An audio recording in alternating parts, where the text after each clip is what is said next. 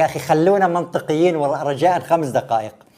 هي إن كيدكن عظيم، هذا ليس كلام الله، هذا كلام عزيز مصر.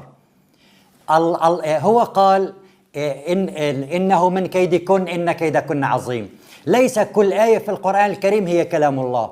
إذ قال يوسف لأبيه يا أبتي، هذا ليس كلام الله. الله ينقل عن يوسف.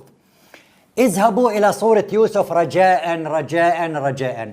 والله العظيم فيها 3 مرات ورد الكيد. نحن ما رأينا غير الكيد الأوسط.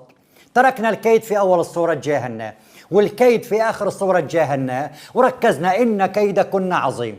يا أخي بداية السورة يعقوب عليه السلام يقول ليوسف عليه السلام: يا بني لا تقصص رؤياك على إخوتك فيكيدوا لك كيدا.